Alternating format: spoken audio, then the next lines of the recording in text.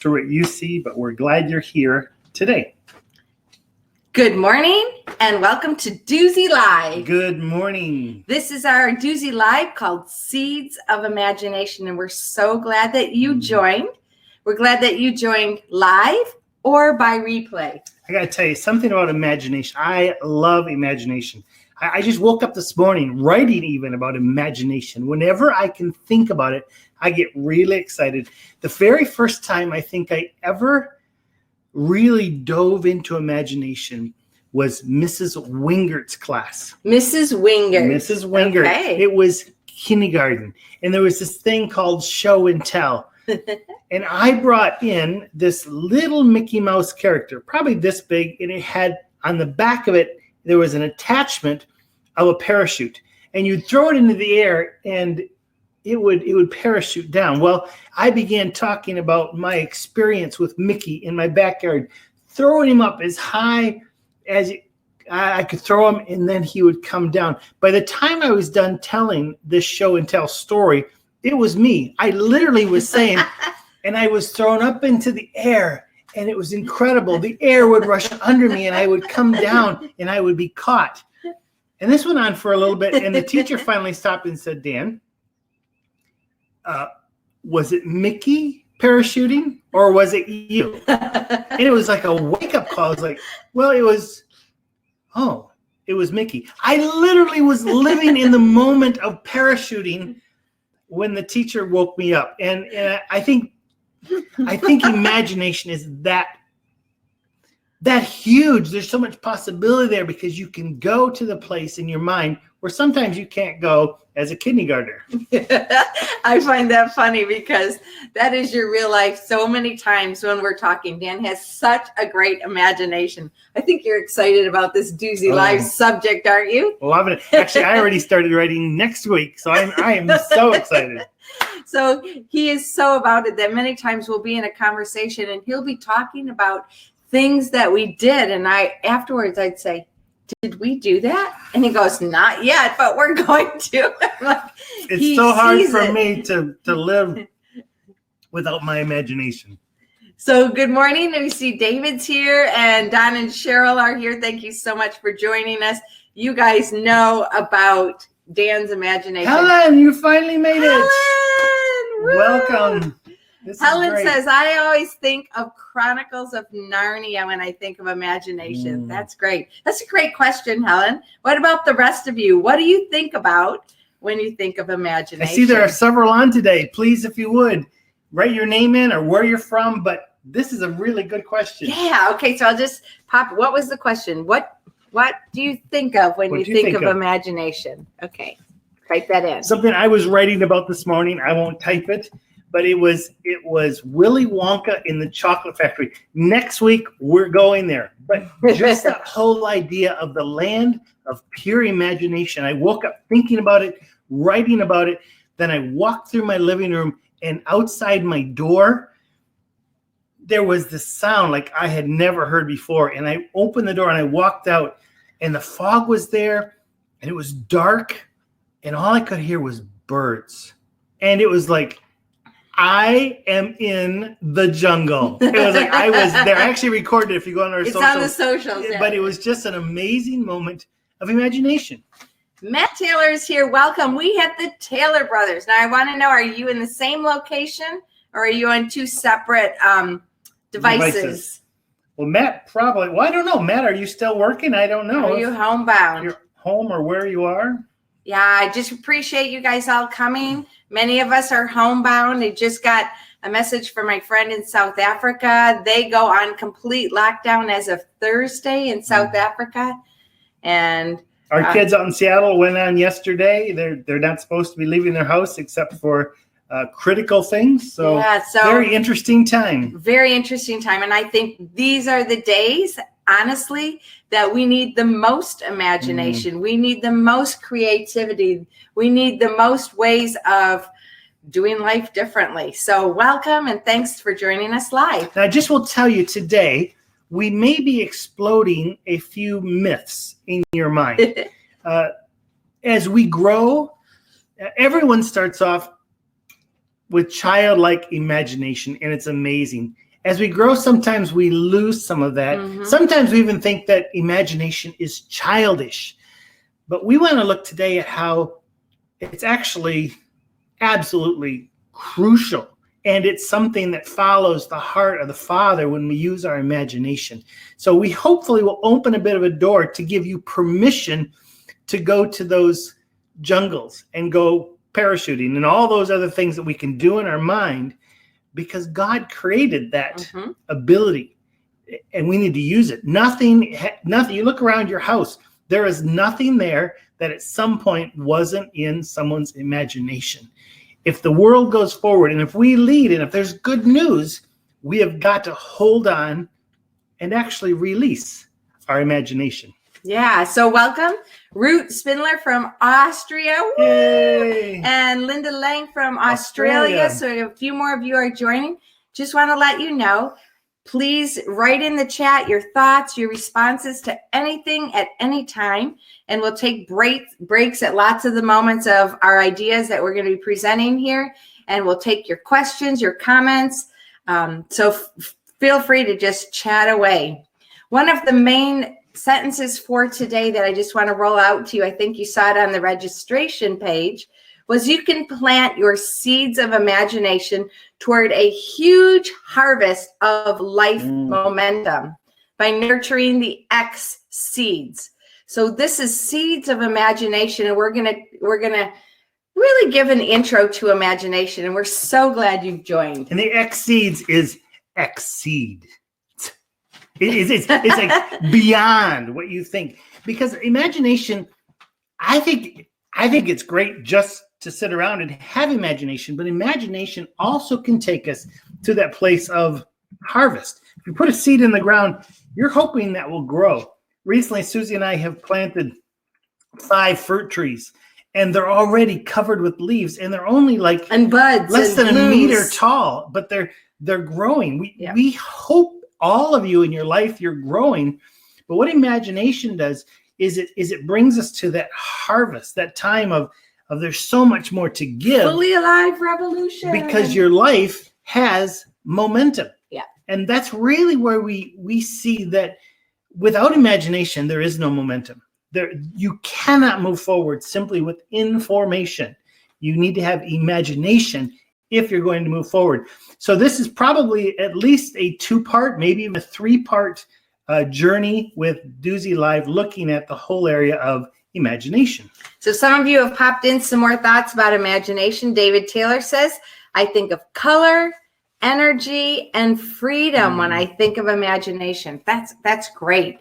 There was so much research that we didn't get to, and that's why we feel like, we've got to have a couple more Duzie Lives for sure, because this is such an amazing concept. And many people think of color and energy and freedom.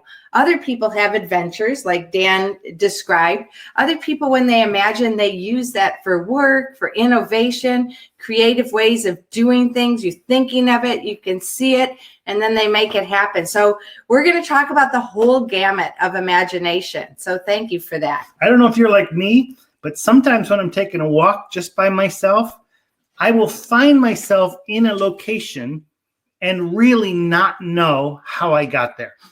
Because as I'm walking, I will begin thinking, I'll see this and I'll put this and this together. I'll be building creative thoughts and I'll be all over the place. And then this movie idea comes in and this quote, and I'll write it down, and I'll get to the place where it's like, oh, how did I get here? I just time traveled, I guess.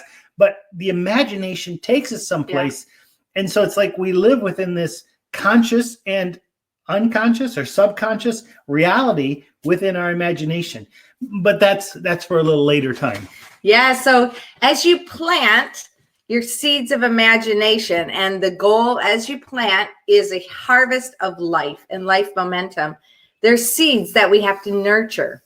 And let's start talking about that. Yeah. Shall we do that? So we're going to go through a little bit of a slide presentation. We'll keep the chat going. And maybe Dave or Matt, you can host that and bring people up to speed as they come in. Okay. Well, let's look at seeds of imagination. Take us away, Dan. Seeds of imagination. I want you to think of a plant. I want you to think of it growing. It started someplace. And so what we're looking at here is creating unforgettable moments of unimaginable growth. If you think I'm excited about something, it's about this. You might have noticed. Just hear that. Creating unforgettable moments of unimaginable growth. Imagination is something that is unlimited. So we're going to move through here and to take a look at this next slide. This is what I believe as I studied. Imagination comes from two words, and there's a lot about information, a lot about imagination out there, but it really has to come from two words, which is image and notion. A notion is a thought. It's an idea moving forward, and an image is simply that. It is a picture of something. So it is a picture of something that moves forward within the mind. And I love that thought. Let's look at another meaning here. Imagination is the ability to see with the mind what you cannot see with the eyes. Now, this may seem very basic to everyone, but this is huge. It's an ability. It's a skill. It is not just some people have it, some people don't. It's not like your personality that you're going to have it. This is an ability that you can grow. This is a skill that you develop. You can get better at seeing things with your mind that you cannot see with your eyes. And hopefully today we're going to stretch that a little bit. Okay, so there's a picture right here, and this is one of the last two pictures. Here we have one of this seed, and this one, they're both your original drawings. Can you tell us about them in imagination? What were you thinking when you drew these? Yeah, well, actually, the one you're looking at right now, nope, not that one. Sorry. This one here you're looking at is actually upside down here. It was drawn the other way around because I started off seeing darkness, and yet I saw something coming into the present reality from darkness coming into light.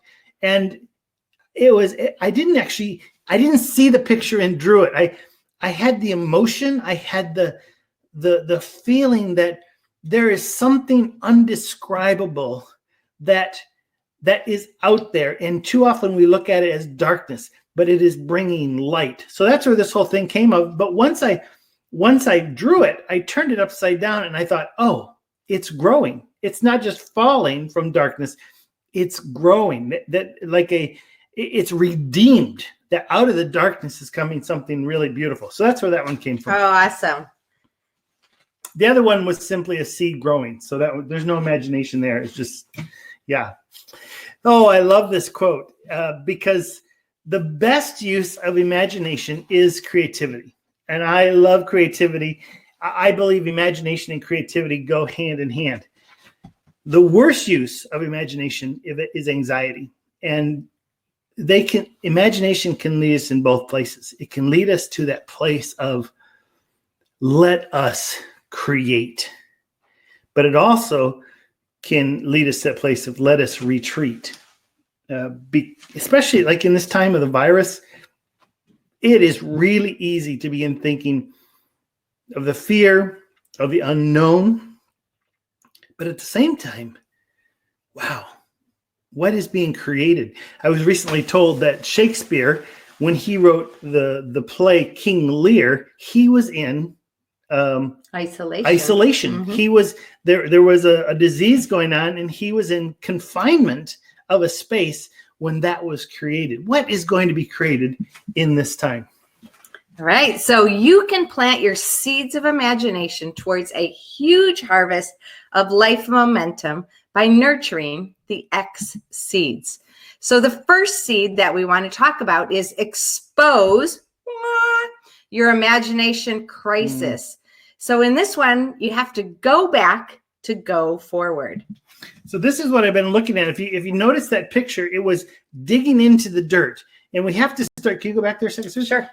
We have to, before we plant, we have got to open up the hole. We've got to dig up a little bit. And we have to expose that ground to what's going into it.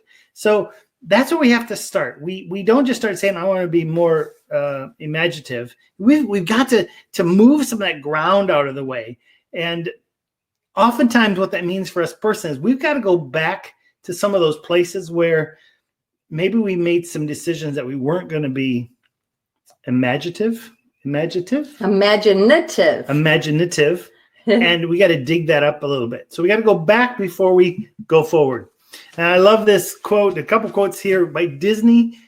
Every child is born with vivid imagination. Dan definitely was born like that. God created us that way. I think our society sucks us dry of it, tells us it's not useful, tells us to grow up. But Disney had it right that every child is born with it. It's a gift from God. And Pablo Picasso added to that every child is an artist. The problem is staying an artist when you grow up.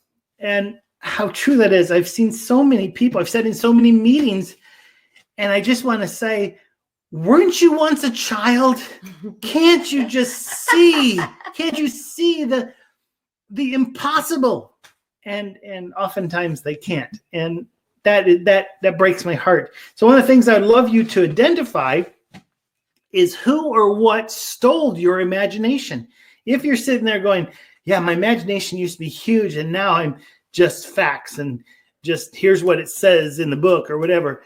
I want you to think for a moment of what have you told yourself that you say, I cannot, or I should not, or I will not. Because those are oftentimes the expressions that we use to stop the flow of imagination in our life. I cannot do that. I cannot parachute like Mickey Mouse. I should not, whatever. I will not. So in your mind, we're going to unpack some of those things to find out what or who stole your imagination. So when we were walking yesterday and we had this question we knew we were going to ask, and we'd love for you to put it in the chat there. What or who stole your imagination? When did you stop being so uniquely creative like children are? I was thinking, I think I was in 5th grade, and I lived in a family of 8 kids, and we were just very organic. We just watched the movie, the Disney movie the other night. It was called Stargirl, right? Was that the name of it? And here's this girl, and she grew up in her own world with her mom, and she was super creative. And I could identify so much with this Stargirl because she wore unique clothing. She thought in a different way. She didn't have peer pressure. She was unifying of people. But I remember in 5th grade, I went to school, and some of you have heard this story because it has had such a huge impact on me. I put my feet up on the back of the chair in front of me, and a boy in front of me turned around and said, "Your socks don't match." Oh. And it was honestly that devastating for me. It changed everything. And I think that was like, I don't think even before that, I even cared what I wore. But after that point, I thought I will never be, I will not, so that's my will not, I will never be caught again with unmatched socks. Neither will her family. So my boys always had to match, and Dan had to match. That wasn't the basis for us matching, but that stole my creativity. I felt like I had to fit into the status quo and to fit in the box, which I don't do very well. No, she's not a box fitter at all. Let's just look and see a little more here in the chat, and then we'll go on with this, Suze. Okay, sure. Oh, welcome, Dale and Megan. Welcome today. So we're just taking a journey into the seeds of imagination. I've looked at how to expose our imagination crisis that sometime along the way, someone said, stop it. And we need to sort of move the dirt away from that so we can move forward. All right. So Matt says, when I think of imagination, I think of stories, adventure, innovation. And Helen likes to imagine because it makes running more bearable so she doesn't die. That's a great idea. And David likes the idea. So get going, David. You can imagine. And Megan is coming to us from the UK as well. Thank you, Dale from Michigan. So Megan, I love this one. What or who stole your imagination? Puberty. That's when real life hit. I don't know if I was in puberty when my socks situation happened. That's what stole my imagination. And Linda says the busyness of life. Yeah, oftentimes. It's very interesting. That's talking to so people true. During this virus time. People are at their home, and we're seeing bits of light that people are rediscovering their imagination. They've got to figure out what to do on their own, in their own space. And that's a beautiful gift we're having in the midst of this tragedy. Yeah, that's right. Let's go on, Susie. Okay, so the first X seed is the expose crisis. Like, when you kind of, something stole it from you. The second is expel.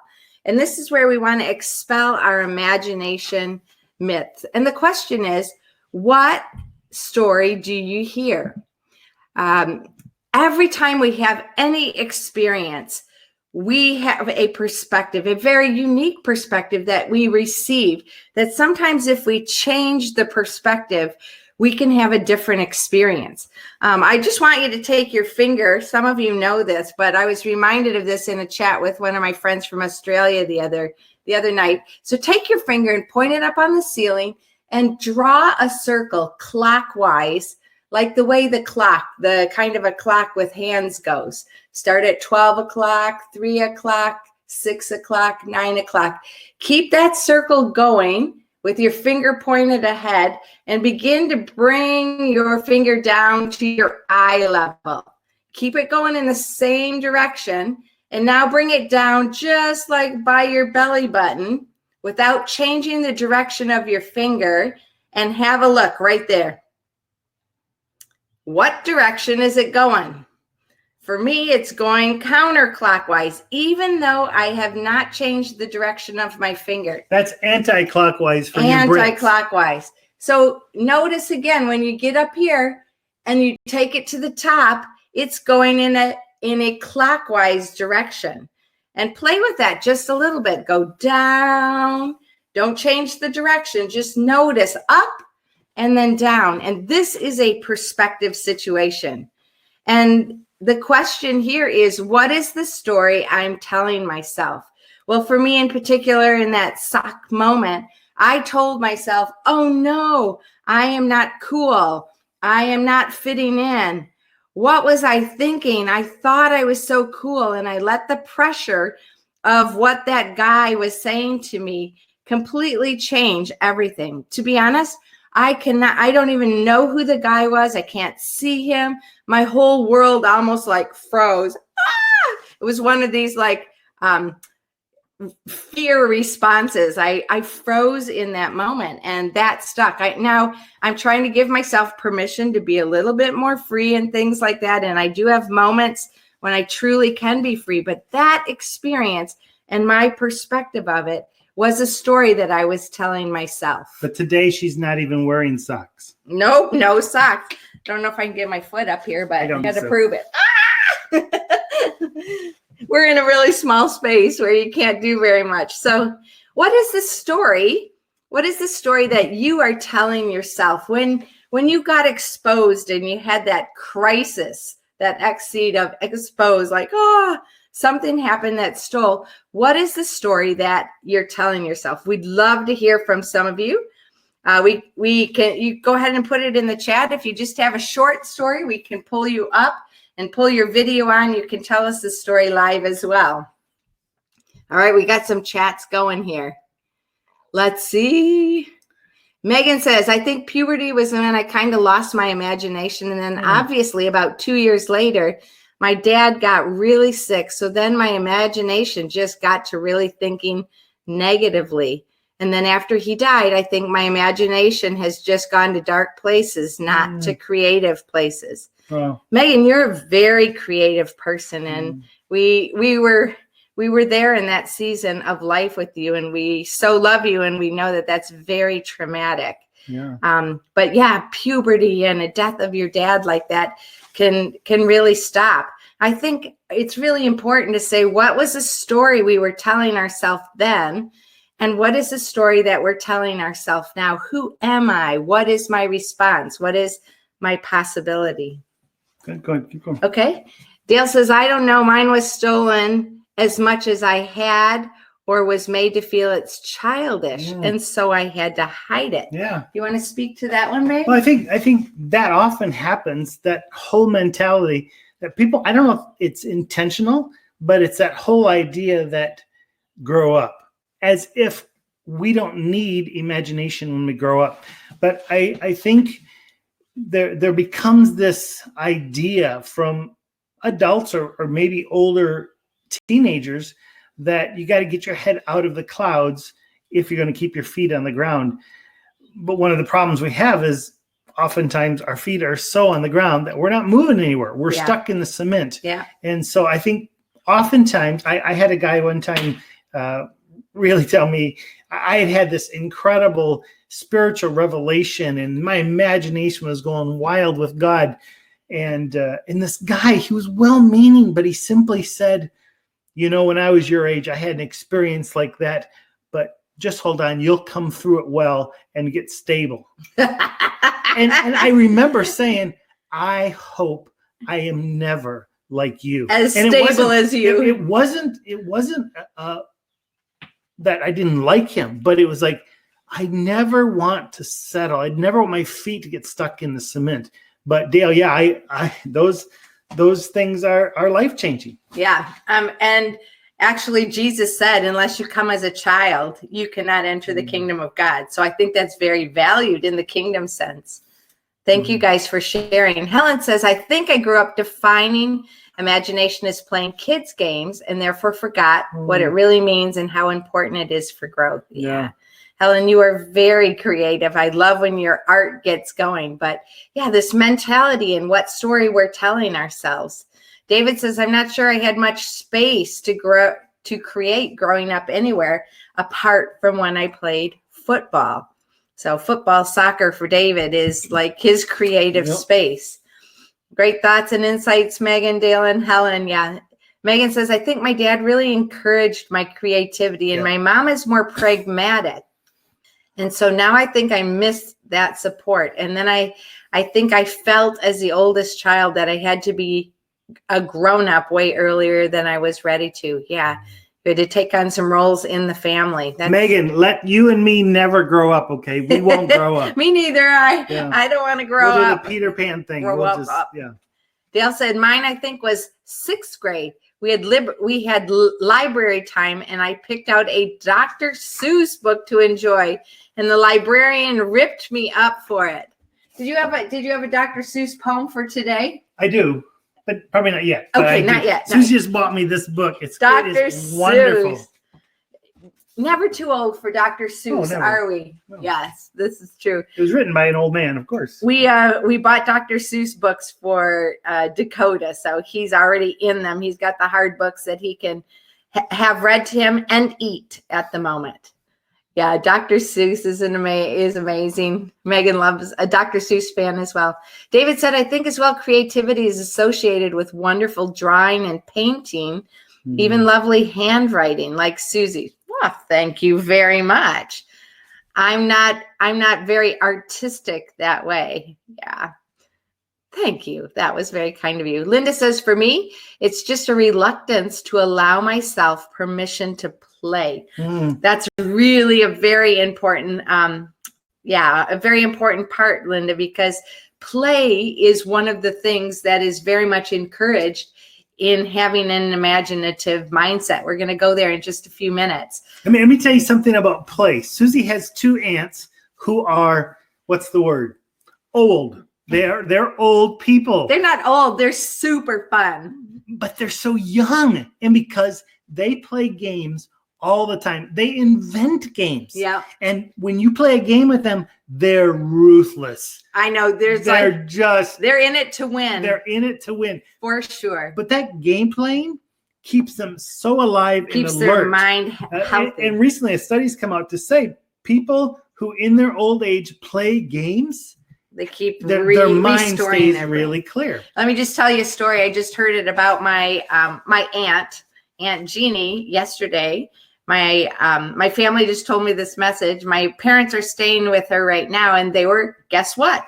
Playing games. So they were sitting at the table playing games. When the chair Aunt Jeannie was sitting on, the leg that had been repaired just went out from under her, and she was on her way down. And the story goes that... Wait, let me just give you a little background here. She broke her back in the spring, and so they're down there taking care of her because she is not doing well. So take two. So the chair is going down, and my dad was sitting there playing games next to her. So he leaped, and my mom describes it like slow motion, like wah wah wah wah wah wah wah, leaped.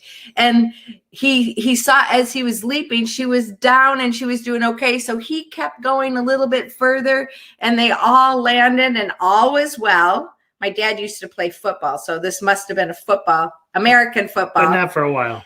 This must have been a football move. But anyways, once they got down there and found that everybody was okay, they just had the biggest giggle and the biggest laugh. Yeah. So play brought a little bit more play. I wish I could have seen that scene. And I'm glad they're all okay. So I love that. Play does work. Play is important. Anything else? Let's see. Where are we at? Cheryl says, I think, this is Dan's mom, I think and I wonder about some doctrines can be very stifling to our imagination. Very true. Yeah. Matt also loves Dr. Seuss. Wait a second. Mom, do you remember the book? We were in a church. I won't say what church, but do you remember the little black book that told us what we could and couldn't do? It wasn't the Bible, but it was like no newspapers on Sunday. You could never go to the circus. No swimming, right? It was like what I think you could only swim in like a sweatsuit. It was just the worst thing. It was like so anti what God was about. But those kind of things in religion can definitely zap our imagination. Oh, I love this, Matt. Thank you. Love Dr. Seuss. I think he tried 27 times before he first got published. So imagination perhaps needs some persistence. That's right. Yes. Thank you for sharing that. David loves the idea of play as well. And Dale says, Cheryl's true. That's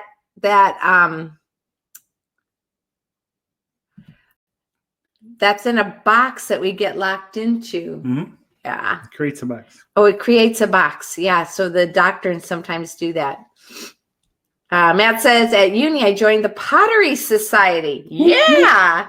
It was amazing. I love the endless possibilities and the way that often it ends up like is not the same as what I pictured to begin with. Never in art tell someone what you're going to create. Just in case it turns out differently. You just watch and see because you have no idea where it's going to go. What I'm thinking of. Yeah. Megan said, I used to love playing with my old housemate, Ruth, who you and Dan stayed with. Yeah, we met Ruth. She used to cheat so much, but we laughed hard. To me, playing games and cheating. I was never a big game player, but when we got married, we would play these games, and I thought it was part of the game to cheat. Did you learn that at home? I don't know where I learned it, but I could use my imagination and cheat and win, and I was having such a good time. And then Susie informed me cheating was not allowed. Since that time, years ago, I've never cheated on the game. And they're so boring. So boring. So you would play more games if you were allowed to cheat? Oh yeah. He can be a creative cheater. Imagination. Other than that. I know. What do you guys think about that? What card is cheating okay on games or not? Games. Not cheating on other things, right? Anyway, that's not a poll. Oh, Dale's putting out the church there. All right. Cool. All right. So we've got the Expel myth. I've got a quick poll for you right here. And here is the poll that we want to put out for you guys just to quickly do it. When did you step away from your imagination world? When we're thinking about exposing and expelling, what was the age category for you? If you don't mind, just put right in the poll, just answer that question. It should pop right up there by your chat space. Was it when before did you were step 9, away? Between 9 and 12, in my teen years, as an adult, I never stepped away. Yeah. Which of those would you choose? What would you say is your response? I would either have to say in my adult years, sometimes a life in ministry causes you to let go of imagination, but I would probably lean a little bit more to I've never stepped away. That's why I think I've been in so much trouble in my life is because I've just so held on to imagination. Yeah. But I came close to letting go over the last couple years. Yeah, and my teen years probably would be my initial one. And then I got a resurrection, and imagination is very much. How can you not be imaginative living with Dan? Okay, so there's a few that never stopped away. I'm gonna snap this because supposedly you can see the poll, but I want you to see the results at the moment. So we got 50% at 55 between 9 and 12, 22% in my teen years. As an adult, 11%, and 11% said I never stepped away. I think I'm going to have to take a new shot because we got somebody else. Some new polls come up. Good. Thank you so much for doing that. So what I want to move on to now is the third exceed. And that exceed is about it's exploring. And it's exploring how your imagination pleases God. And I don't know if you've ever taken time to think about that. But when you look at Hebrews 11, chapter 6, it's so clear that without faith, it's impossible to please God, because anyone who comes to him must believe he exists and that he rewards those who earnestly seek him. The words there that are being used, it's imagination. Without imagination, that thing that moves us forward, it's that, I believe what Christ was talking about, you have to be like a child. You have to be living in that imagination, because you can't see God without your imagination. Everything that was created from the imagination of God. It's impossible to please God simply by just knowing everything. You have to have faith. You have to have the impossible. You got to move past just the facts, because anyone who comes to him must believe. There is that I don't see imagination, and yet I believe that he exists. And he rewards those who live within that imagination. And faith, I love this. Faith is imagination you commit to. Now let that soak in for a moment. What is faith? It's imagination you commit to. So it isn't just, oh, I have all these imaginative thoughts. Here's a little character and here's a buggy and I'm going to put them together. But faith, real faith, is imagination that you commit to. You see it in your mind and you move forward in that. Here's a couple things that David said. First of all, he said to his son Solomon, and this is in King James because for some reason in the New Text, they do not use the word imagination, even though that's the original word. They use thought and other things. But in the King James Version, David is saying to Solomon, the Lord searcheth all hearts and understandeth all the imaginations. And there are 5 times where it's very strong, the connection between God and imagination in the Old Testament. And here's a prayer that David prayed, really just before he died. He prayed this prayer in 1 Chronicles 29:18. And he's praying for the children of Israel as they move forward. As David dies, here is his prayer. And part of it is, O Lord God, keep this forever in the imagination of the thoughts of the heart of thy people. What he was saying is, God, may they continually imagine you. You don't hear that very much, but that was David's prayer. As I die, may these people move forward, have momentum moving forward as they imagine you, God. And that's what he's asking the Lord that he will do in the people. All right, so let's just step out of that for a second of the training, and let's talk a little bit about the combination of faith and imagination.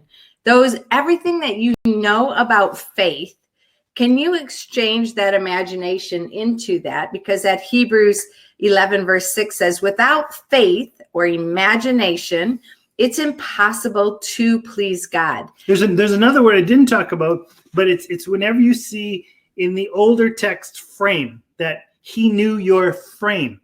The exact word that's translated frame is also translated imagination. So God knew our imagination. I find that because the context there is like a spine. He knows our spine. He knows what holds us up. He knows our frame. He knows what holds us up is our imagination. It's a beautiful, beautiful picture. Yeah. So let's talk about faith and imagination. There's a few comments about cheating. Thank you for putting those in there. Helen says, in a more educated sense, we do not really grasp the meaning of any word or concept until we've had a clear image that we can connect with it. Yeah. With all the set definitions, I think imagination has really helped me understand more. Yeah. Yeah. And I watched a YouTube yesterday, a fascinating YouTube that I made Dan watch. And we both agree we could watch it about 10 or 15 more times. And it is an artist who says, if you draw to think, I think is the name of it. We can look it up. I'll look it up right now. We can look it up. It's called Draw to Think, and it's an artist who how drawing helps you think by Ralph Ammer. So Susie will write that in the thing below. I mean, it's an amazing one. It's about 17 minutes long, but very, very worthwhile. And I'll write it while you talk. He writes. He has little illustrations like this. Let's see. So his whole presentations is illustrations like this. And he talks about intuition, beauty, reflection, a lot about imagination. And you see his imagination in the midst of this presentation and communication. You're not typing, by the way, babe. I'm not. Sorry. You're not in this spot. Okay. It was such a good type too. Yeah. Anyways, we can just put the link there, Dan's. No, I lost it. Sorry about that. Yeah. Meanwhile, let's talk about faith and imagination. In Ephesians chapter 3, one of my favorite verses right now, like God wants to do immeasurably more than all we can ask or imagine, according to his power that's at work within us. And just if you get stuck in that and live in that for a while, that's going to already take you to a really incredible space of imagination.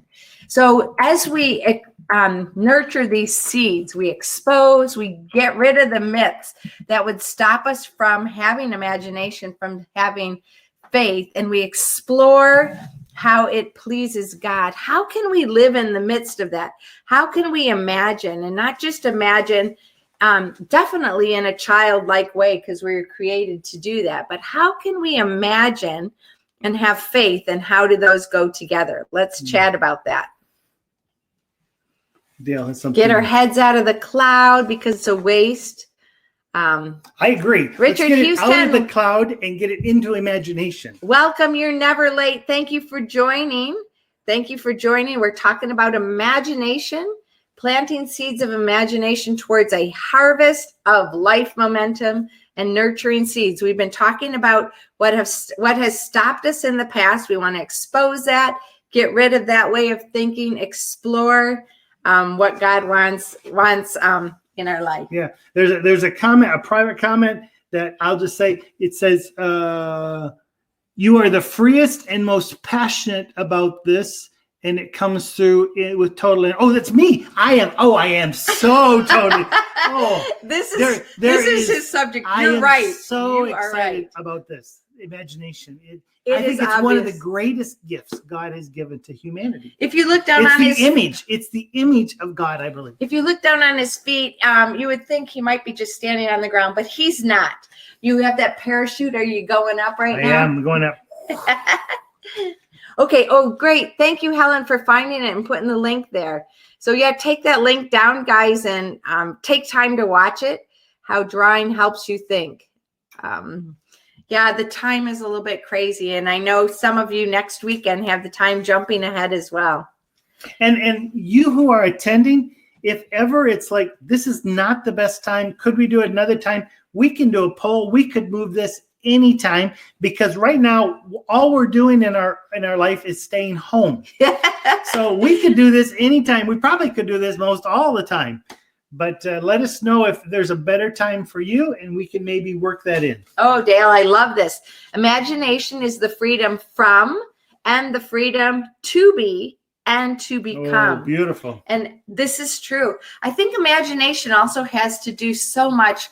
We've been talking in Relaunch Your Life, our first Zoe course, about rhythms and about values and putting those together and having new goals and SMART goals. And that's true. This whole process of becoming, we spoke every time we had one of those modules about the future self that you're going to be is.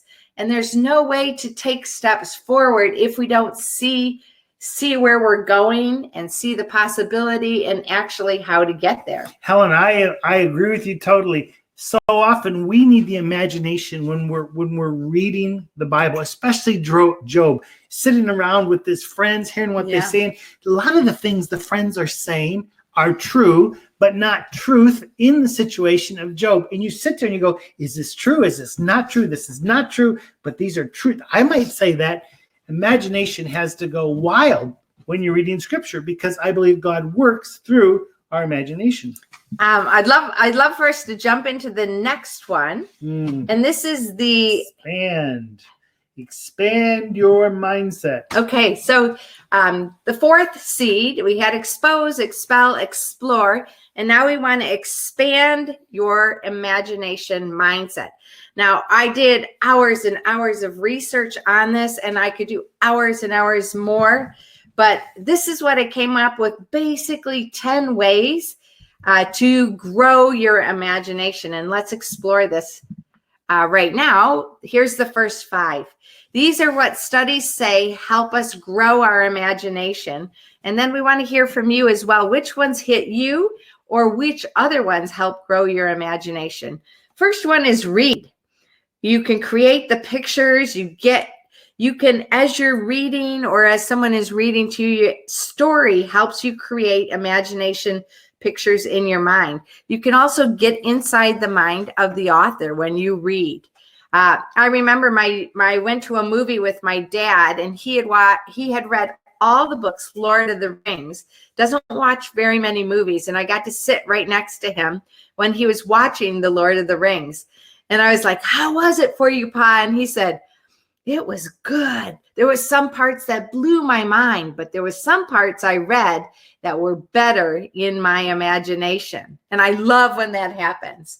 So the second way is to daydream. So basically you take a break from your daily task. You observe things around you. You take a moment to go somewhere, be somewhere, amuse yourself. You're good at daydreaming. Do you want to say anything about daydreaming? Well, you have to allow yourself, you have to give you permission to daydream. You have to allow yourself to stay out of time for a few moments.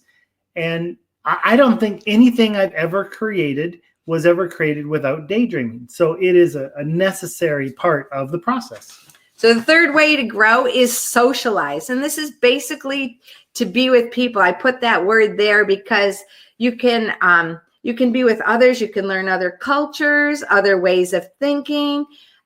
People who have imagination, like Dan or others that you're with, when you're with them, everybody has imagination. No, but you have a great amount of imagination, and it rubs off on you. I feed mine. My imagination is very fat. You grow it, right? I do. You have a fat imagination. I have fat imagination. I like that. Huge. So let's hang with Dan, which you're doing here today. Well done. The fourth one is assist. So if there's any new projects that need to happen, new ideas, technology, getting new vistas on things, or just being in the midst of people who are creatively brainstorming in your church, in your workplace, at home. If you put minds together and you're with others who are imagining, brainstorming, putting new things out, you're able to catch things. So assist was a category quite high on the list of research. And then play. We've talked a little bit about play, but putting two things together is a way to play. I watched another YouTube about this guy, and he was talking about putting two things together. And then he had this phrase, which I absolutely love. He said, make it crazier. So he was like, okay, so imagine a dog and a piece of pizza. Put those two together, make it crazier. He said, so he put the pizza on top of the dog's back, just in his imagination, and he also drew it out. And then they were together charging over here, dun, dun, dun, dun, dun, dun, to really hit on the army of mushrooms. So he made it crazier. So play with stories, play games, play in your mind. New experiences can also be very playful. So there's the first 5. And then the next 5 include number 6, ask questions. So Matt and David Taylor are with us. They are amazing question askers. David Taylor just left his internship here a little bit early here to get back to the UK. We miss you, David. Yeah.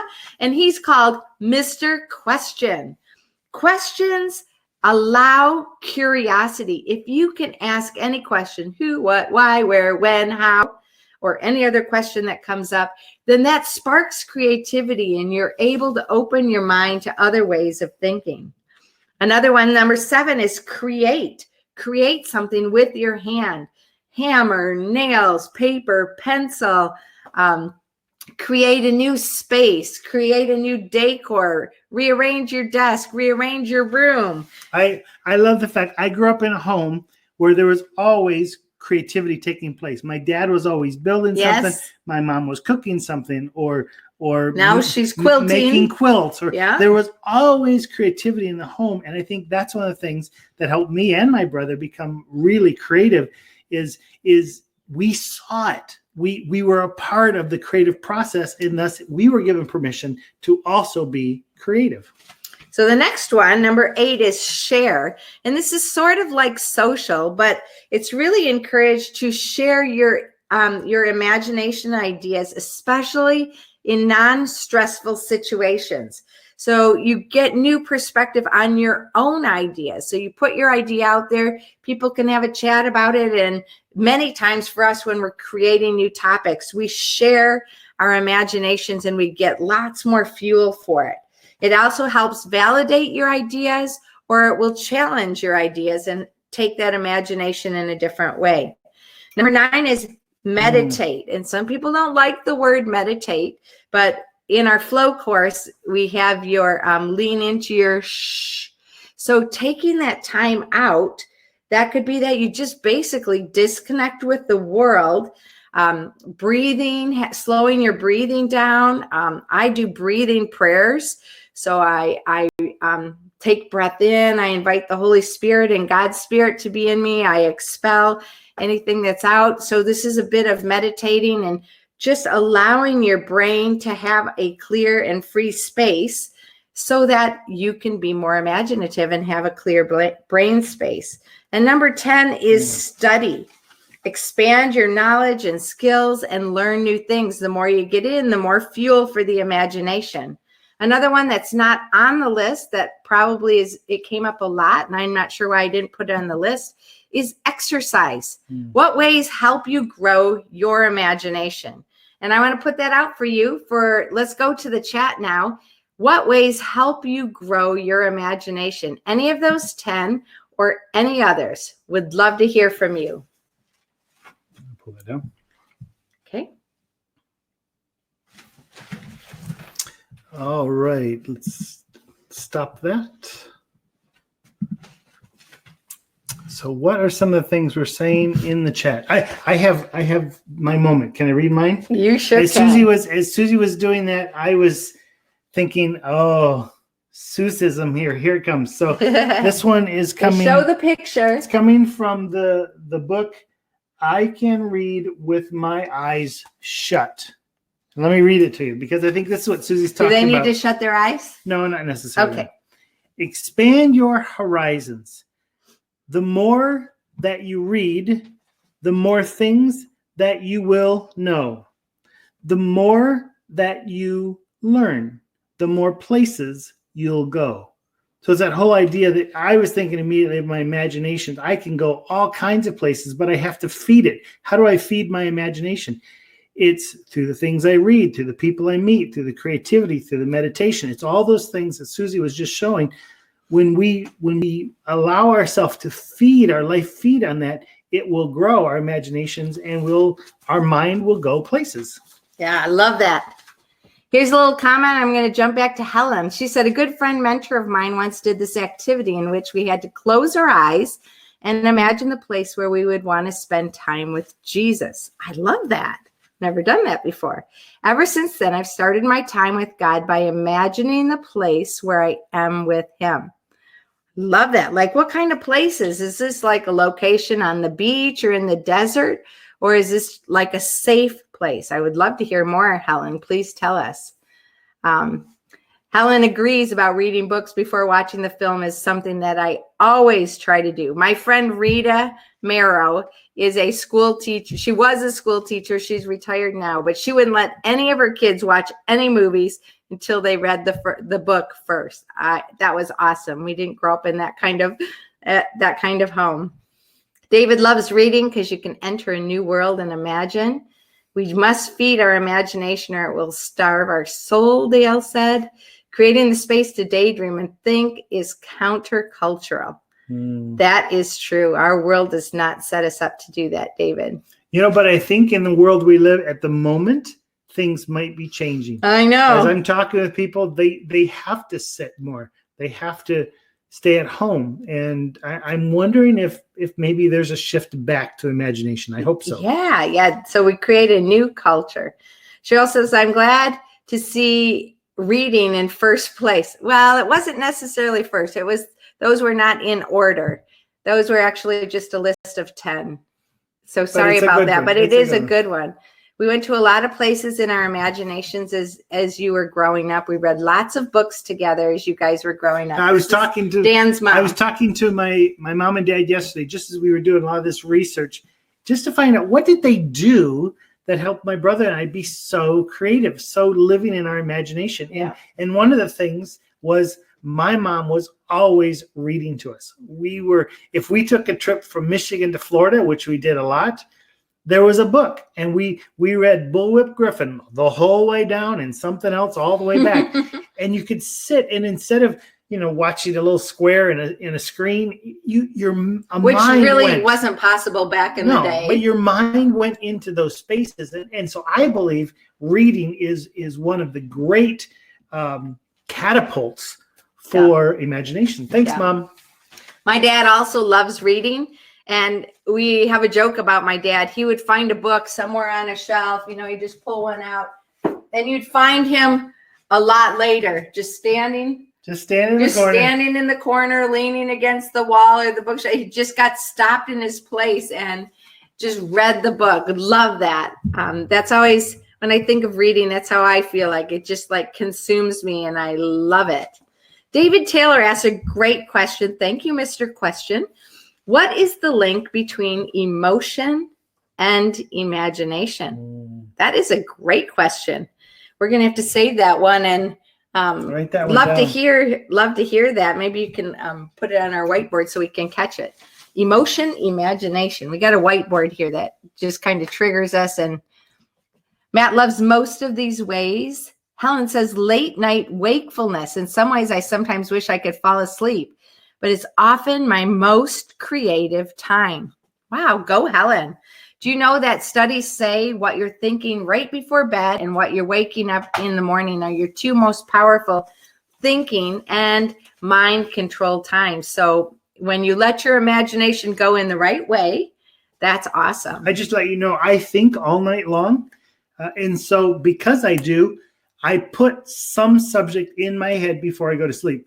I'll study it or I'll look at it, and then I know my mind is going to ruminate on that and dream about all it night. And I wake up. Sometimes I have my journal that I always leave next to my bed, and many times during the night I have to flip on the light and write down ideas.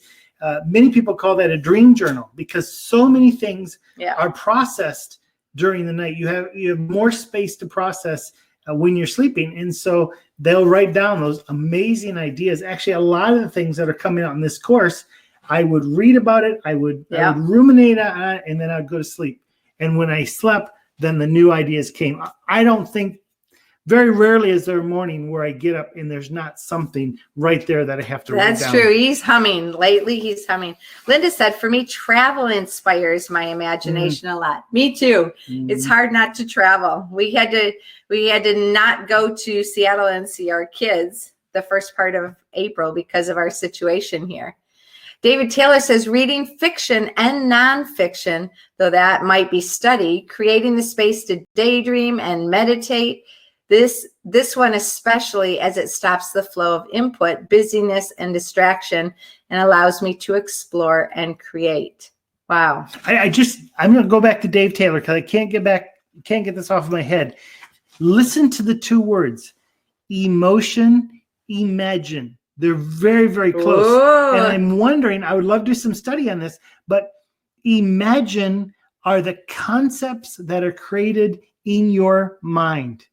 Emotion are the concepts created in your feelings. In your being. Both of them will take you someplace. I think there's a real connection there, especially if you can connect your emotion to your imagination. It's those things that are ruminating in your feelings and in your mind coming together. Great question. I'm going to look more into that. Yeah, thanks for that great question, Mr. Question. Helen says, in response to where do you meet with Jesus, she says, anywhere. Mine often changes depending on what I need. Wow, I love that. I'm going to try that.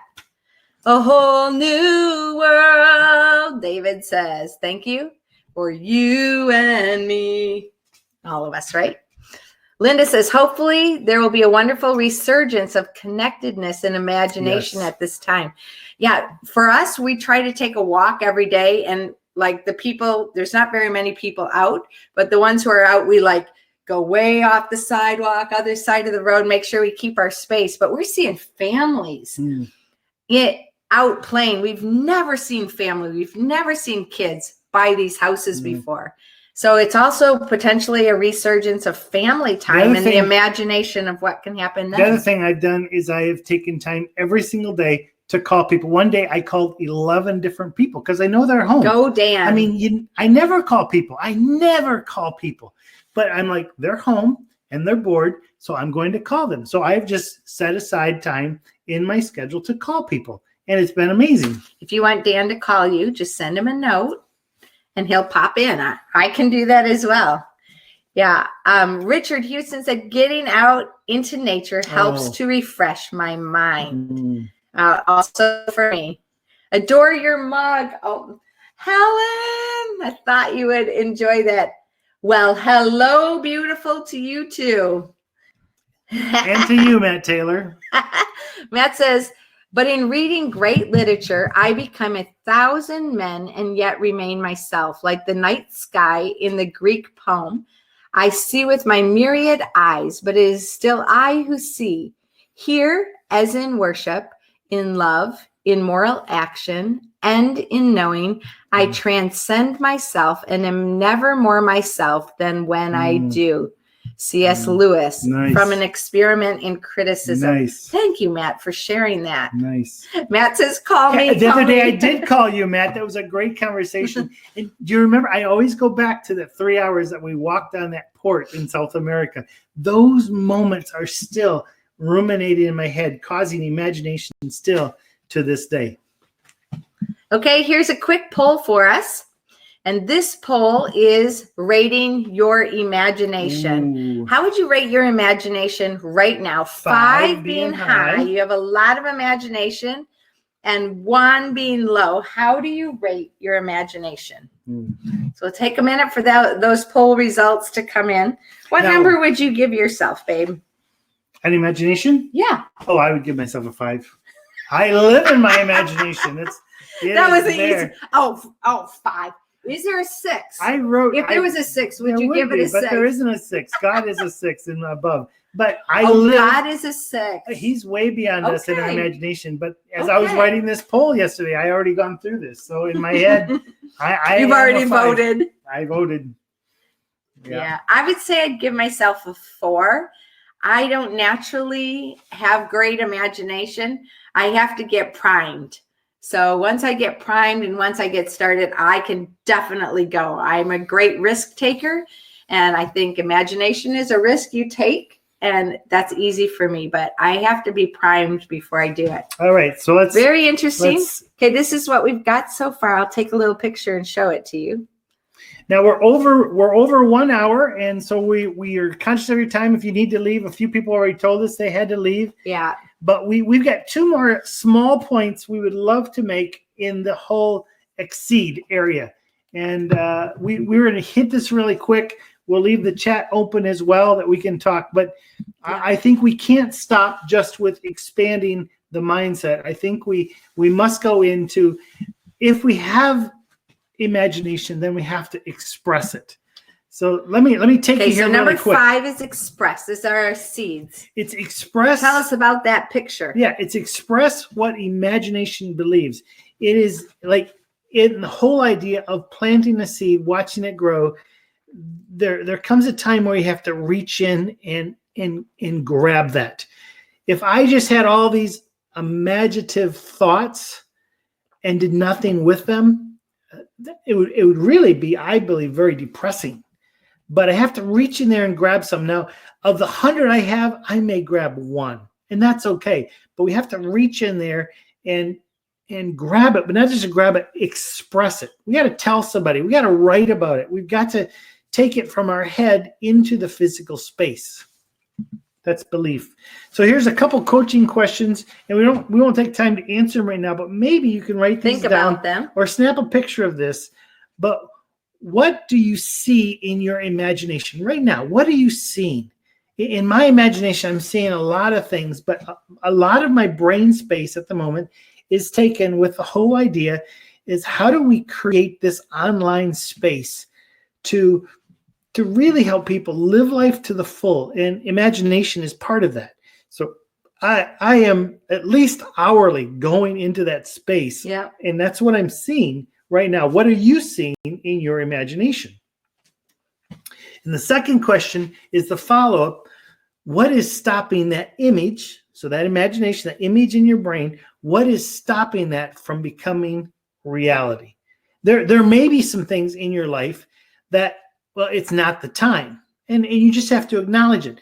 There are a lot of things that I dream in my head and I go there, but then I know this is not the time. And that's okay. I don't get depressed with that. I know that this is not time. There are several ideas that I believe God has given me, and they're probably 10 years away. That's okay. I can still enjoy that. But what is there that is in your mind? What image is there that actually now can become a reality? Yeah. That's where you want to spend more of your time. Great. So keep pondering those questions. We want to get to the sixth X seed that we're nurturing as we plant these seeds of imagination towards a huge harvest of life momentum. And this has to do with community. So if we're like a growing tree that we're growing fruit, look at these papayas. This tree is just full of yummy papayas. When we were in the Philippines, in Cebu, Philippines, we were staying in a home, and outside of our window, this isn't the particular tree, but it had half that many fruit just blooming from it, because as you have imagination, it's like you have the fruit of imagination, like Dan was just talking about. If you want some amazing diarrhea, you just eat about 3 of those things. I'm speaking from experience. But sharing freely our imaginative ideas. And I like this picture here that I pulled up of just people standing around and sharing their ideas. Sometimes we have imaginations because of many of the reasons that we've already talked about here this morning. We've exposed this process. People think it's childish. We shouldn't think. What happens if we are a creative movement to share our imaginative ideas? And we need to think about this. How are we going to see our imagination from an abundance or a scarcity mentality? An abundance mentality means I have lots, like this plate of fruit here. I have so much, I can't help but share. I just want to put it out to you in a beautiful way, in an abundant way, in an immeasurably more kind of a way, because people are hanging around. I like this foot picture. People are hanging around waiting for imagination sparks. Or we can think of it with the scarcity mindset, like, oh, I don't get much imagination. I'm going to hoard it for myself. I'm going to keep this fruit. I only have one banana, so I'm going to eat it all for myself. I only have this one imaginative idea, so I'm going to keep it for myself. I hope we go for the abundance, the sharing, the going back and forth, the freely sharing of our information, the freely sharing of the fruit of our situation. Just to let you know, we've just run out of bananas. Speaking of that, but we have lots of apples still, but we've run out of so bananas. We can share, right? Yes, we can. So Dan, help us just wrap up this whole is just seeds a of review imagination. of where we've been. Yeah. Expose your imagination crisis. All of us in our life have had an imagination crisis. It may have happened in kindergarten. It may have happened with socks in 5th grade. Mm-hmm. You need to expose it. You need to bring that to light. Don't bury that. Dig that up. And then we need to expel your imagination myth. What is the story you're telling yourself in the midst of that experience? Expel anything that's going to stop you from being freely imaginative. And I would encourage you to explore how your imagination pleases God. Yes. I think sometimes in religion, we get that idea that my imagination does not please God. You have to be really careful about your imagination. Imagination will lead you into lust and all kinds of stuff. It also leads you into truth. It leads you into wonderful places of garden. And so see about your imagination and what pleases God. We also need to expand our imagination mindset. Those 10 ways we talked about and many of the other ways that help you. What is it that sets you up to imagine? Get yourself ready for it. Put yourself in those places, in those situations, and give yourself the freedom to have an imagination mindset. The next thing is express what your imagination believes. If you don't have anyone that you could share what's in your imagination, send me a text or send me a message on voice WhatsApp. Message or video or call. I would love to hear what's in your imagination, because if it's there, you need to express what you believe, because that is a belief in your head and you can't keep it to yourself. You may not have anyone around you who's listening. I guarantee I love to hear new thoughts. They spur me on. I love it too. So send us those things. Let's talk. Okay. So finally, you can plant your seeds of imagination toward a huge harvest of life momentum, fully alive living by nurturing the X seed of export. And that's sharing with others as well. So that's where we've been today, looking at the whole area of imagination and the seeds. We're just starting with the seeds. Next week, we're going to go into the land. Okay, so we started with the seed, and now we're going to go into the land of pure imagination.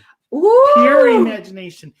The movie Dan made this up this morning. That totally changed my life was Willy Wonka and the Chocolate Factory and the song The Land of Pure Imagination. We're going to unpack that. The very first message I ever gave, the very first sermon I ever gave was the gospel according to Willy Wonka. There is so much truth in that and all around us. And we're going to explore how to use our imagination to see God in everything, because he's created everything. Everything is a part of God's imagination, and we can learn bits from using our imagination to see the things he's already created. So thank you, everyone who joined us live. Thank you, everyone who joined us in this replay. We have loved the subject of imagination. It's going to carry on. What's the name of the title? The title for next week? Duzie Live? The Land of Pure Imagination. Land of Pure Imagination. Oh, yeah. And also, we just want to say, for those of you who are in our flow course, we are continuing the flow course, but we might take another week to release this particular topic because it's so huge, and we want to do the Duzie Lives and get input from you before we roll out the theme. So next week, you're going into the mind of Dan and Susie Potter. Woo! And it's a land of pure imagination. Thank you. Thank you so much for coming, all of you. We're very blessed that you have joined us today, and we hope you have a great week. And if there's any way we can support you, please let us know. Yep. We are loving life. And we're seeing good days. Thank you so much. Bye. God bless.